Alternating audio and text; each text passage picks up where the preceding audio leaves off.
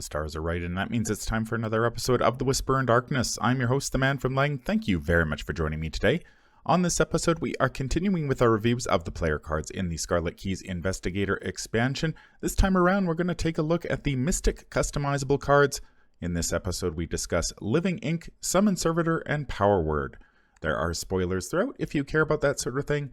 If you enjoy what you hear, remember to like, comment, and subscribe. Before we get started, a quick reminder of how we rate cards here on The Whisper in Darkness. The best of the best get an Elder Sign, while the worst of the worst get an Auto Fail, and the cards in between get a +1, 0, or Elder Thing respectively.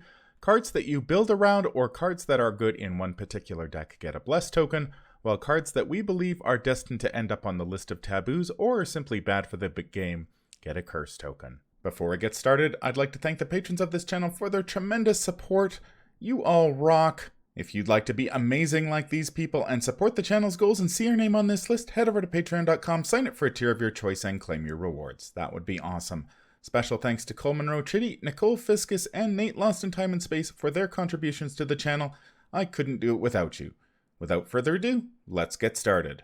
Welcome back, everyone, to our reviews of the player cards in the Scarlet Keys Investigator expansion. We are making our way through the customizable cards. We have made it all the way up to Mystic. How are you doing, Matastrophic? Man, we are almost there, and I'm really glad we picked a good day to talk about the Mystic cards, because I've been playing some Mystic cards lately, so I have words on Mystic cards. How about you?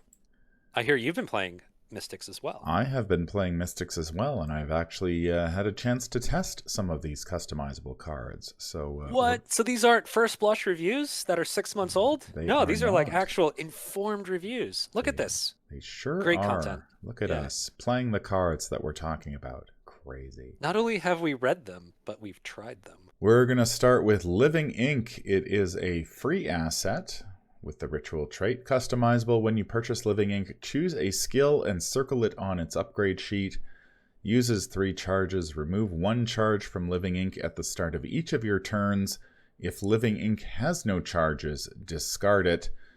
And you get +1 to the chosen skill or skills. Living Ink takes up a body slot. Now, Living Ink has 7 customizations. For 1 XP, you can get Shifting Ink. You may play Living Ink under the control of another investigator at your location. For 1 XP, you can get Subtle Depiction. At the start of your turn, you may choose not to remove 1 charge from Living Ink and ignore its ability for the remainder of the round. For 2 XP, you can get Imbued Ink. Living Ink enters play with 2 additional charges and takes up an arcane slot instead of a body slot. For 2 XP, you can get Eldritch Ink to choose another skill. You can spend 3 XP to get another version of Eldritch Ink, which gets you yet another skill. So if you go all in on Eldritch Ink, you can get 3 of your 4 skills. For 3 XP, you can get Macabre Depiction. Living Ink gains reaction after you reveal a Chaos token with a symbol. Exhaust Living Ink to place 1 charge on it. And finally, for 3 XP, you can get Vibrancy. Living Ink grants an additional +1 to the chosen skills and -1 to each other skill. So I tested this in my Amina deck that I have been playing around with. And honestly, I found it a little underwhelming, the level 0 version. Simply because you are removing charges from it every turn. So I felt as though Subtle Depiction is pretty important. I agree. Just because I had to remove a charge every turn, and when you choose Living Ink, you have to pick a skill. So I'm not sure which one I picked. It was either Intellect or Combat, and Combat's kind of tricky because you need to play the Living Ink before you actually start getting engaged with stuff. And if no enemies show up, then you basically, Living Ink doesn't really get to do very much. So Subtle Depiction would be quite nice on that. What do you think about Living Ink, Matastrophic? So actually, I've been playing around with it a little bit, and I've seen others in my local play area have been playing it pretty extensively, actually. And I agree that Subtle Depiction feels it seems to be a common choice that basically all of us are taking. The key thing about Subtle Depiction is that it triggers at the start of your turn. That's after the Mythos phase. So there's some fun stuff you can do there. Like if you take a defensive stat on Living Ink, and then at the start of your turn you decide whether you need it. In a general case, though, like let's look at Living Ink. Just 0 XP. It costs 0, which is really good. Like it costs 0. Like it costs less than Magnifying Glass, and it gives you +1 to a skill, and it's in a slot that is not typically contested. It's the body slot. Yeah, So the just Mystics just spending have Robes of 0. Night and stuff like that. So Exactly. So spending 0 to get yourself +1 to an important skill for a few turns is actually not that bad. And then where it starts getting better is once you start upgrading it, like you do Subtle Depiction, you spend 1 XP. You've got 2 copies of this, by the way. Now you can get it to last like 5 or 6 turns for the most part. And it also gives you lots of flexibility. Like you can do combat, you can do intellect. I think one thing that's really useful is if you do if you have it boost an offensive stat like combat or intellect, you can say, I don't need to fight this turn. I'll turn off my Living Ink with Subtle Depiction. That's, I think, where it gets really good. If you have a stat that you don't need all the time. Or if you're going all in on Willpower as a Mystic, you can say, all right, well, I've got this boost in the Mythos phase, my 1 Willpower boost, but then when I start, I'm probably not going to shrivel anything this turn. I'm going to move. Let's turn it off. So, in my opinion, just Living Ink with 1 XP on Subtle Depiction is actually pretty good right there. And then it just gets better. Because once you hit 3 XP, 3 XP, by the way, for 2 copies, now you're up to Eldritch Ink, and now you've got a basically the equivalent of a 2-stat ally that costs 0, okay, to put into play, and isn't using a body slot.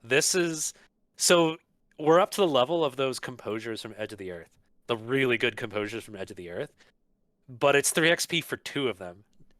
Do you see where I'm going with this? Like the efficiency starts to get better and better as you go. It's pretty nice. And then when you hit the top end, when you've spent 10 XP on 2 copies of this, honestly, I think it starts competing with Key of Ys in its like efficiency. If you like load this thing up with 10 XP. Because unlike Key of Ys, you don't have to put horror on it, and you've got enough abilities on this thing to keep it around like basically forever, like Macabre Depiction especially.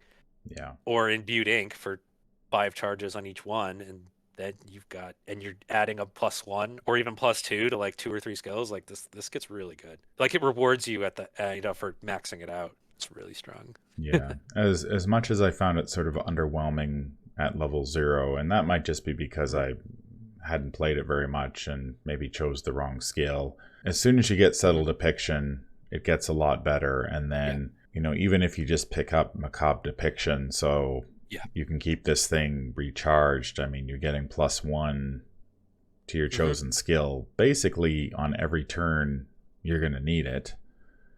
Your choice. And then, of course, from there, you can, if you want an extra skill, you can pay another 2 XP. If you want to add, pick up Vibrancy, you can do that. So you're getting +2 and probably -1s to skills you don't much care about on that particular turn. So as a solo player, obviously Shifting Ink, I don't care about that. Yeah, I can definitely see how you could plow 10 XP into this and very, very easily, which is not the case with some of the certainly some of the customizables that we have seen up to this point, where you either don't need to spend XP at all or your XP budget is quite small. Yeah, so one thing I also want to mention that I've noticed is, from one local player who's made like a really good job of a whole deck around this, is if you look at Macabre Depiction, it says after you reveal a chaos token with a symbol, that's after you reveal a chaos token for any reason, not a skill test. So what he realized is that, that errata that recently came out, not recently, like 6 months ago, that allowed a lot of the mystic spells that trigger off of drawing symbols, like Voice of Ra, for example. They're not skill tests, but they still reveal tokens, which hits your Macabre Depiction. This includes blesses, this includes curses, this includes things like Voice of Ra. So I guess what I'm saying is, like, if you work this thing, like, you can get it to stay in play for a very long time between Subtle Depiction and either Imbued Ink. Imbued Ink I also like a lot because it opens up possibilities for like off-class mystics who don't need your arcane slots. Yeah, You know, for sure. because if it takes up an arcane slot, then you can have two of them in play, and you can get some really hilarious results. Like if you load up completely, you can have Diana Stanley with a -1 willpower and sevens in her other stats, which is hilarious. Or you can have Patrice with 8 willpower and then zeros in her other 3 stats. If you really want to be, if you really want to be really funny. So, needless to say, I think both of us quite like Living Ink. Yeah, Level 0 version, having to remove a charge every it's time okay. is kind of annoying because if you pick the wrong skill or things just don't sort of work out in the game, you may end up wasting it. But once you start plowing XP into this thing, it can get very powerful very, very quickly. And Hmm. once you have a chance to play it, if you pick up either Imbued Ink or Macabre Depiction, it's probably going to stay on the table for the remainder of the game. Yep. And you're going to be benefiting from, at least +1 to your skill. And if you pick up Vibrancy, possibly +2. Or if you happen to pick up Imbued Ink, you can play 2 Living Inks at the same time, and then you're getting +2 to your skill. So there's lots of different options here. A lot of them are very, very good, much like the Runic Axe that we looked at in the Guardian reviews. You can't really go wrong with this one, I think. No, because it doesn't take up an ally slot or a hand slot or an accessory. Because it's an off slot, it's also cost 0. So this is one of those cards where like any investigator who can take it, it's like you might be able to. It might be good for you. The next Mystic customizable card we're going to talk about is the Summoned Servitor. 2-cost asset with a willpower skill icon and the summon trait, customizable as an additional cost. To play Summoned Servitor, you must discard another asset you control. Summoned Servitor enters play at your location. It can take 1 action during each of your turns, which can only be used to take the following action, which is move Summoned Servitor to a connecting revealed location. Summoned Servitor takes up an ally slot and an arcane slot. And unlike most allies, it doesn't begin the game with any health or sanity. Mm-hmm. It is unique, so you can only have 1 Summoned Servitor on the table at a time. Summoned Servitor has 8 customizations. For 1 XP, you can get Armored Carapace. Summoned Servitor gains a health value of 3, and it can be assigned damage dealt to any investigator at its location. Then you have 3 options: Claws That Catch, Jaws That Snatch, and Eyes of Flame, each of which costs 1 XP, and they basically give you a fight, evade, or investigate at the location with a base value of 4. With Claws That Catch, you get to ignore, aloof, and retaliate. With Jaws That Snatch, you get to ignore, alert, and Eyes of Flame doesn't give you any special ability. It'd be nice if it got rid of Shroud, or Haunted. That would be pretty nice. Oh yeah. For 1 XP, you can pick up Wings of Night. After Summoned Servitor moves from your location to a connecting location, you may move to that location as well. Keep in mind that the Summoned Servitor can only move to revealed locations, so you can't really use it as a scout. Mm-hmm. For 2 XP, you can pick up Dominance. Summoned Servitor no longer takes up a Circle 1 arcane slot or ally slot. For 3 XP, Dreaming Call, you get, instead of discarding another asset you control in order to play Summoned Servitor, you may return that asset to its owner's hand. So rather than discarding it, you bounce the asset back to your hand. And for 5 XP, you can get Demonic Influence. Summoned Servitor can take 2 different actions instead of 1 during each of its turns. So it's either, unless you pick up Claws That Catch, Jaws That Snatch, or Eyes of Flame, it's going to move twice.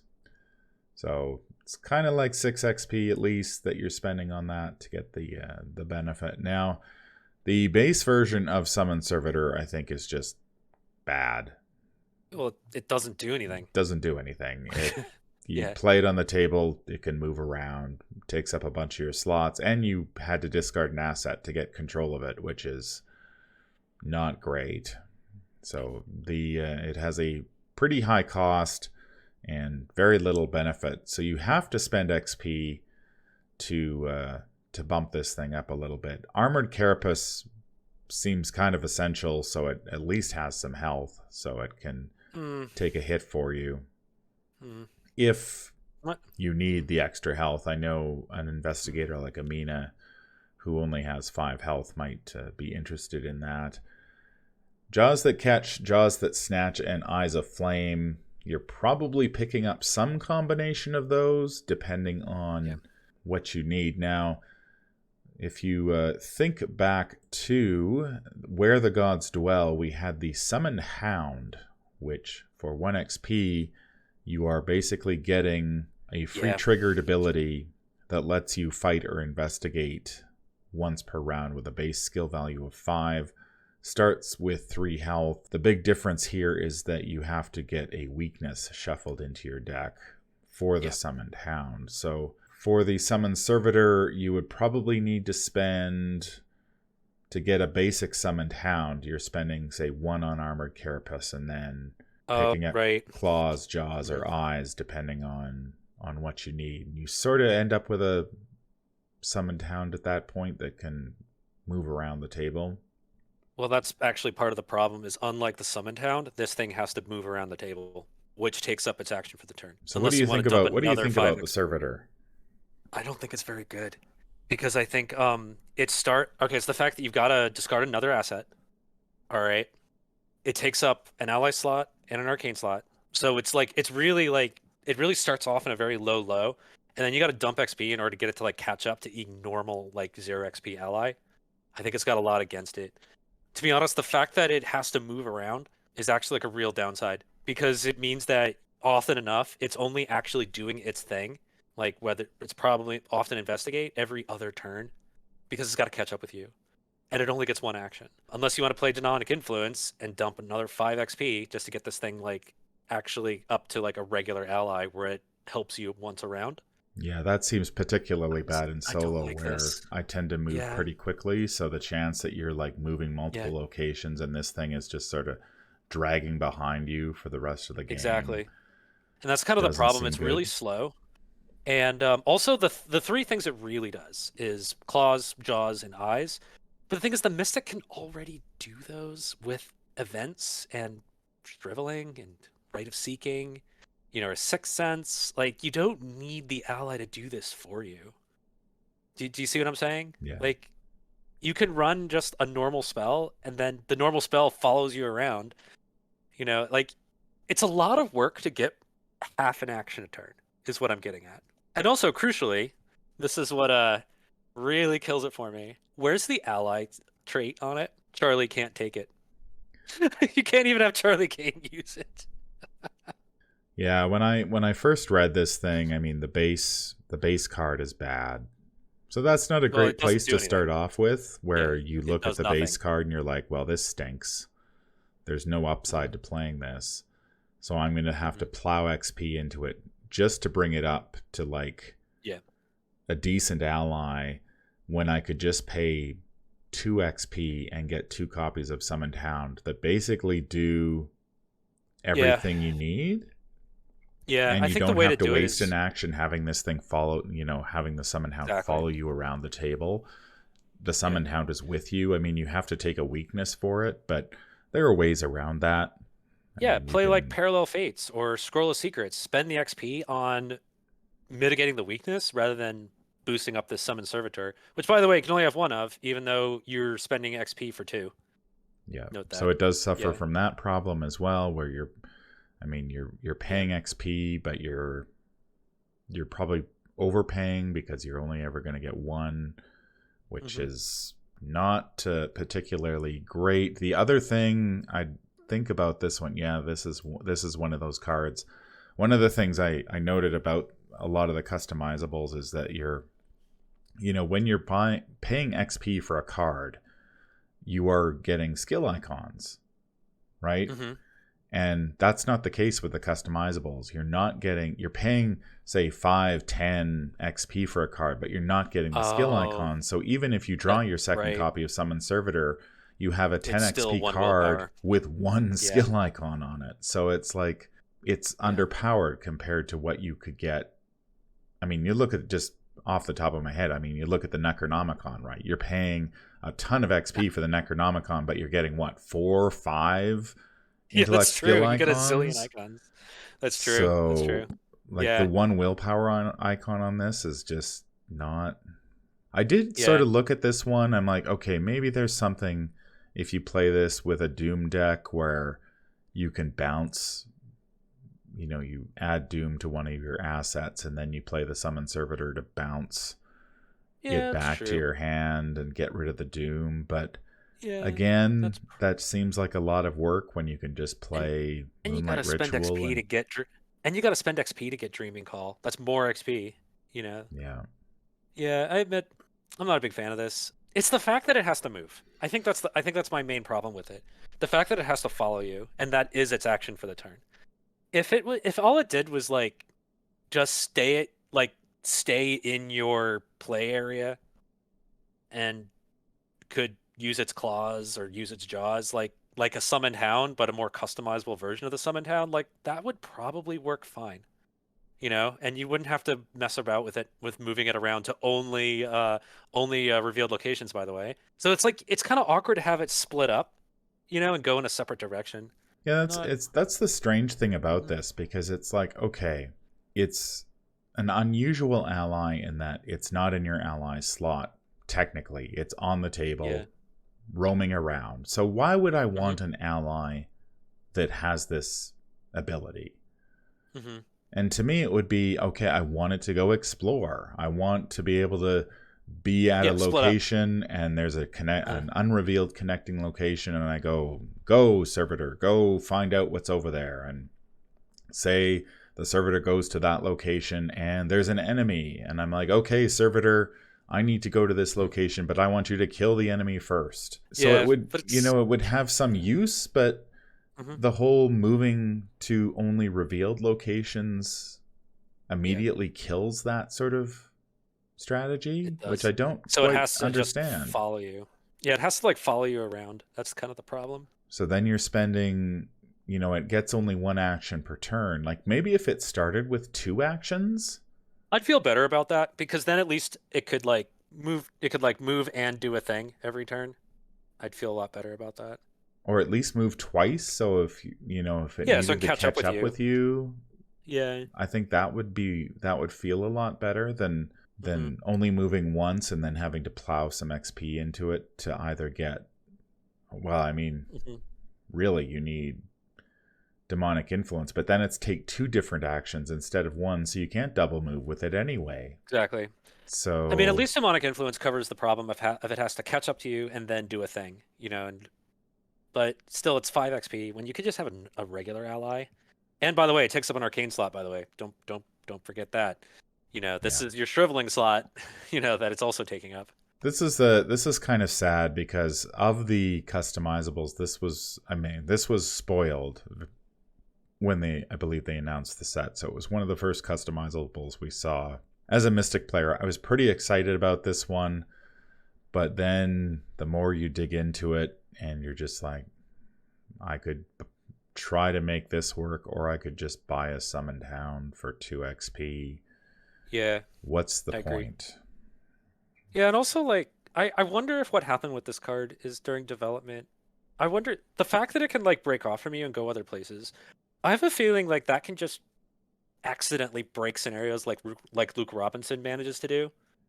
Just so I guess what I'm saying is it's kind of capped on on how much it can do because you could accidentally end up breaking the game. Kind of Yeah, like Luke Robinson dropping barricades at random spots. I wonder right. if there was some so it just seems like something that's a really hard to make good without it breaking the game. So, yep, all counts against it. Yeah. Yeah, I mean, it would be kind of interesting. Like, we've seen those, mystic, or not mystic, seeker decks that can sort of investigate from afar, right? So Yeah, Min yeah. hunkers down, or Rex or somebody, and Hmm. you investigate locations from afar. I mean, that would be kind of an interesting idea with this thing, where it's like, okay, I'm going to Yes. stay here. I'm going to send my servitor out. He's going to go do all the Hmm. investigating. And that's kind of a neat deck idea to play around with, but you can't do It's it so because you slow. can't, unless you're playing Yeah, multiplayer and it's following some people around, that's you true. know. It's true. And it just because it has to move, it's Yeah. slow. Yeah. And I think most investigators will easily outpace this thing, especially It's in solo. that's Like when I that's what I've just, noticed so far is we just keep going and then this thing has to like spend its time catching up. Yeah. yeah. So, Summon Servitor, not great to start with, and you have to plow a ton of XP into it to even Hmm. get it up to be usable, Yeah. which is not great. And then your mileage may vary in play because unless you're moving extremely slowly, which I tend not to do when I play, this thing is going to be constantly lagging behind you. So if you kind of like the Hmm. summon servitor idea, go pick up Where the Gods Dwell and buy yourself a summoned hound and basically get this thing. You at least get the fight and investigate Hmm. as a free triggered Yeah. ability, which is better. So Yeah, Summon Hound does basically what you want Sovereign Sorter to do.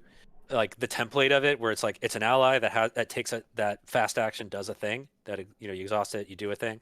It kind of does everything that like you want to be doing with the Summon Servitor, without all the weird hullabaloo, of like putting it on the board.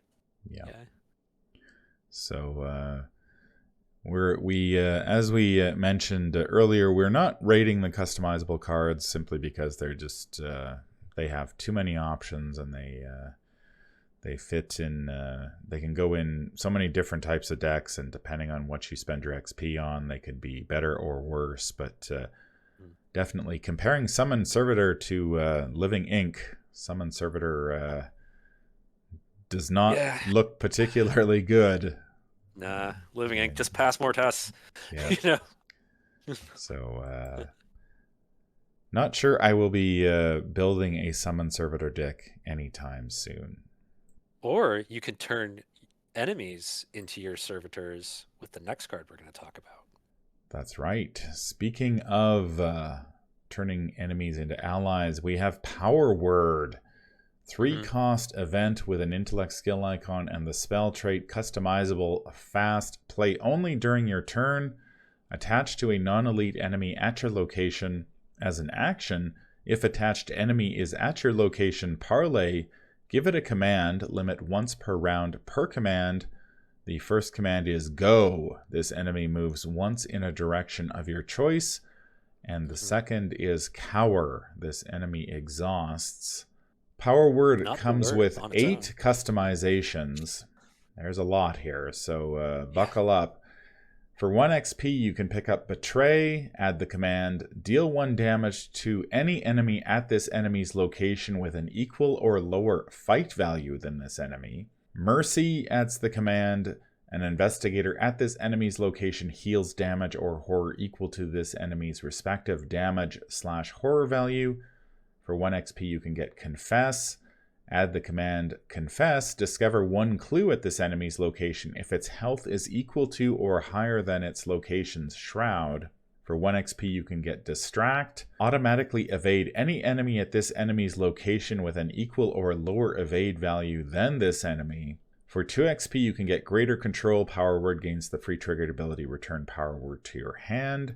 So you can dump it on an enemy, and then if somebody happens to need to kill that enemy, or it's time for that enemy to leave, you get your Power Word back.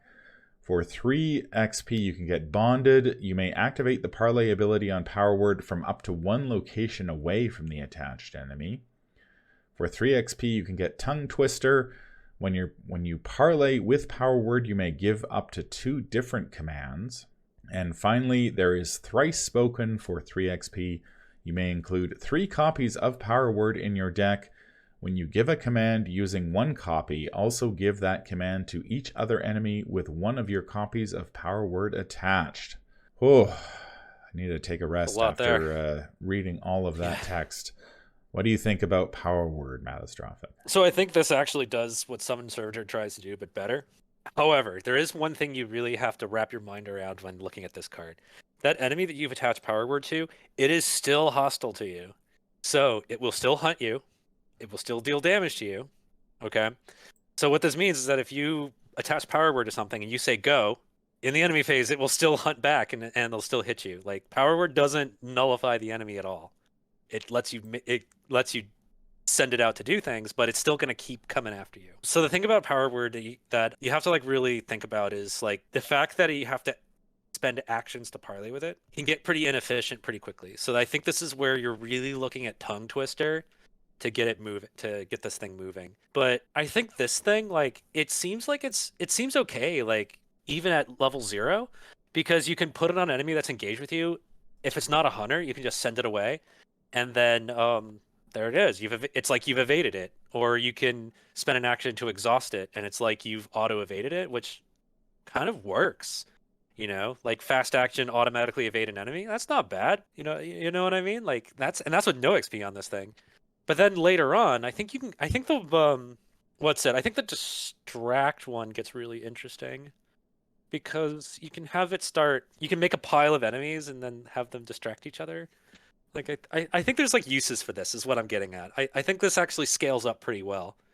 Especially compared to the summon servitor, because there's no like limits on how many times you can parlay. So if you can get yourself in 4th action with like Leo DeLuca or haste is another good one. I think you could really get this thing to like do a lot for you. On top of just nullifying a non-elite enemy as a fast action. So I think this one's pretty good, is what I'm trying to say here. So I've gone back and forth on this one since it was spoiled way back during the Scarlet Keys announcement. I have actually played with Power Word, and the level 0 version is pretty good. I do quite like it. So an enemy shows up, you can play Power Word on it, and then you can immediately auto-evade it without making a skill test, which is really good. It gets even better in scenarios where you need to crisscross the map multiple times. So I happened to be playing it in extracurricular activity, the Return 2 version. I ended up with one of those, I forget the name of the enemy, but big nasty enemy. Drop this on it. I was crisscrossing the map. Whenever I needed to face this enemy, I'd simply auto-evade it and move on. So it was never a threat. I think it would be also good in something like Ruins of Etzli, where you can drop this on something. You go to the temple, grab the thing you need, you start heading back for the entrance. Power Word controls it. Now, I have heard of the Power Word deck that basically you go all in on Power Word. You pick up Tongue Twister because apparently that is necessary to really get this thing going, because you need to be able to give more than one command. And then basically in multiplayer, you've got the one guy who's playing the Power Word deck and is, playing all of the enemies and manipulating them like a grand puppet master.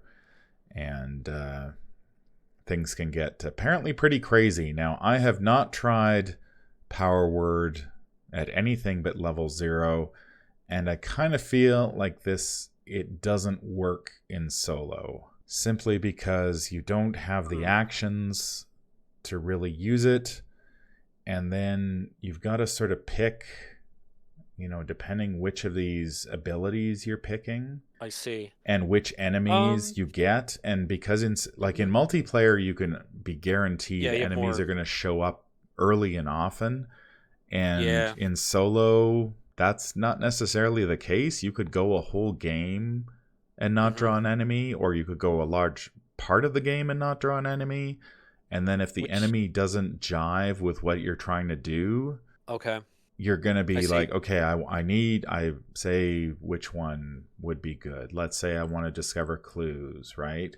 So you need a high health enemy. So not only do you need an enemy to show up in solo, but you need a high health enemy to show up in solo. Right. And then you need, if you don't get the high health enemy, then you need an enemy, say, with at least 3 health, 4 health. To take out the big locations that you want to deal with. It just seems like in solo you just don't get the choice of enemy like you would in multiplayer to be able to really make this thing work. Now maybe I'm wrong, maybe it works just as well in solo, but My solo intuition tells me that you could spend an awful lot of XP on this and then end up not being able to use it as effectively as you think. I think the way to go in solo is you consider this as, I think there's some gold there in distract. Because distract, if you have 2 enemies at a location, you can distract twice and it'll evade both of them. And I think there's something to be said about that. So if you're playing solo, you're not drawing enemies every turn. But imagine that you have 1 power word. It's a fast action, and like, yeah, you spend some actions doing it, but you can deal with the first 2 enemies that show up from the encounter deck with 1 power word. Because when you need to, you can have them distract each other. Right. I think there's something there. The fact that it's like card slot efficiency. I play 1 power word and I've dealt with 2 enemies. Yeah, and I think if you do like distract and maybe like tongue twister, I think there might be something there. Where you can be like, I'll have this one exhaust and I'll have it exhaust itself and distract the other one. Yeah, I think there's something there. Yeah, it doesn't a good require you to point. go all in. And also the thing about distract is that evade values kind of cluster. Like there's not a lot of enemies with like giant evade values, and there's not a lot with very really tiny evade values. They tend to be like all 2s and 3s. Mm-hmm. Yeah, so like so what I'm getting at is that a 3 evade enemy is kind of common, and it'll cover most of the enemies in the game. It's not like the problem with Confess, where you really have to get a high health enemy, like something that's like 6 health. The fact that distract, a lot of evade values are kind of clustered around 2 or 3, means that if you just draw a 3 evade enemy, it's kind of common. Like it'll evade a lot of stuff.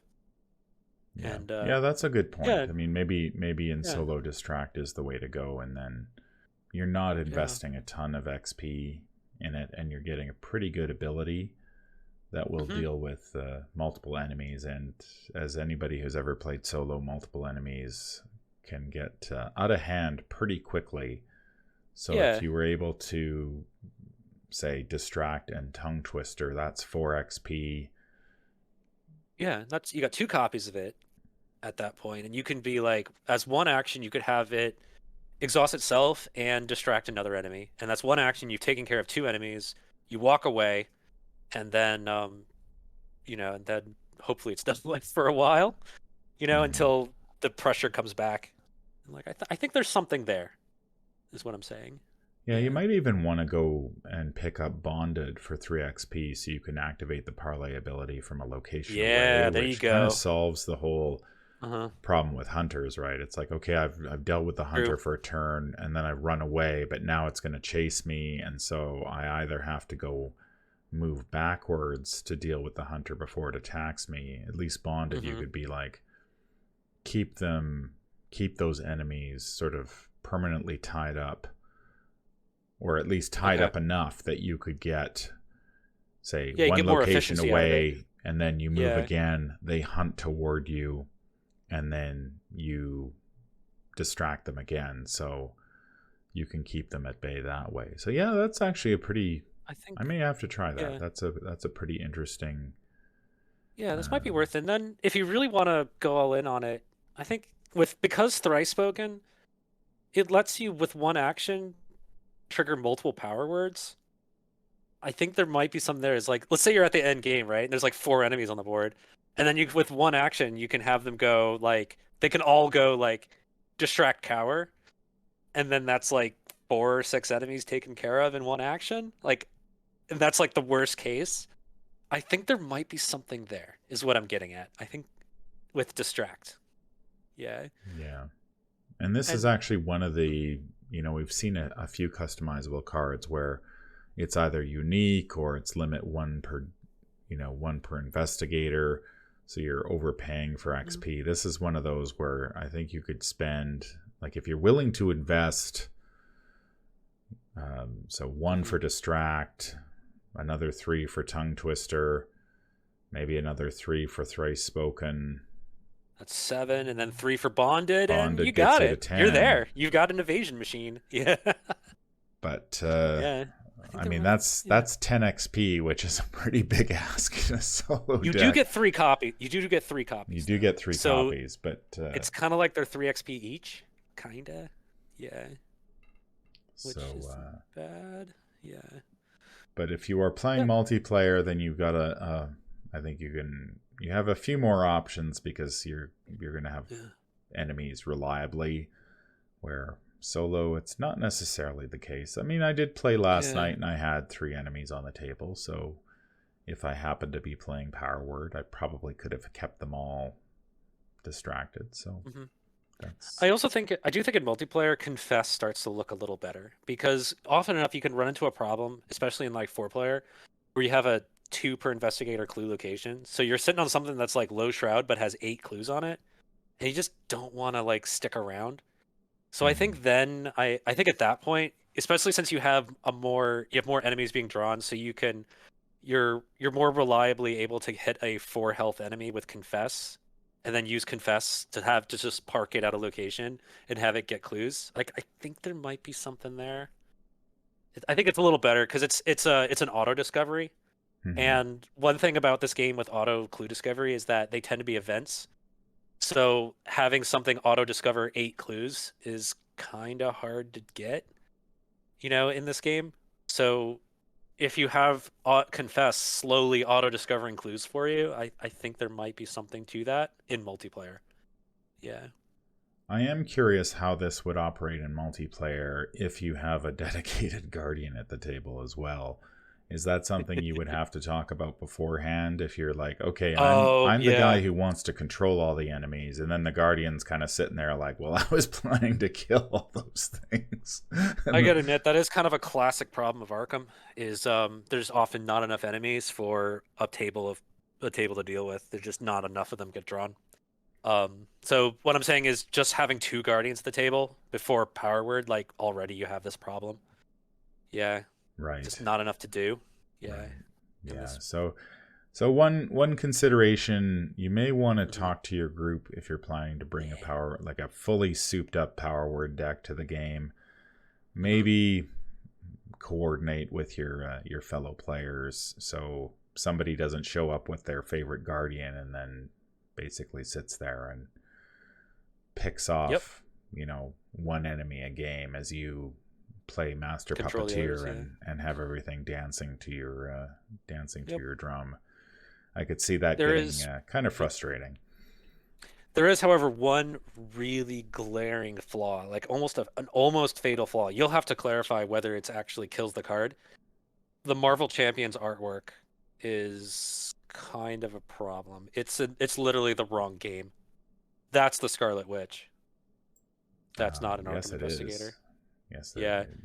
except purple, not red. I mean, if they had drawn Yeah. her I red think they put it through a instead. Photoshop. I think they put it through Photoshop in order to like cover up for the fact that they accidentally got back Marvel Champions artwork for Mhm. this card. Yeah, I think that's one problem. So I think what we need to do is we need to just put the word out. We need to get them to taboo the art because it's clearly the wrong art. Errata the art even. That's going to do it for our look at the Mystic customizable cards in the Scarlet Keys Investigator expansion. Let us know in the comments down below what you think. A pretty good crop of customizables here, actually, between Living Yeah. Ink and Power Word. A Yeah. couple of customizables where you could definitely sink a pile of XP into either of hmm them and have a pretty potent card on your hands. Unfortunately, the poor servitor is It's too slow. Too slow. he's dragging Yeah. behind. Yeah. He's living up to his name. He's sort of behind from the beginning, hmm and I don't think he ever catches up, regardless of how much XP you plow into He's him. So even unique. Like, why would he be unique? I don't know. I have a feeling he was like kind of busted in playtesting, and they had to like nerf it down because like cards like that can let you do things while not at your own location. We've seen with Luke Robinson can get out of hand. I have a feeling that's what happened. Yep. but yeah, as a Mystic player, I am glad that the at least 2 of the 3 customizables here are of interest, and I'm definitely going to Yeah. give the whole distract bonded tongue twister deck a try to see whether that indeed is a powerhouse in solo or not. That's going to do it for this episode. If you enjoyed what you hear, remember to like, comment, and subscribe. If you need to contact me, I can be reached at manfromlang@gmail.com. I'm also on Twitter at manfromlang. Until the stars are right, keep your shotgun close and your elder sign closer. Take care out there, and happy investigating.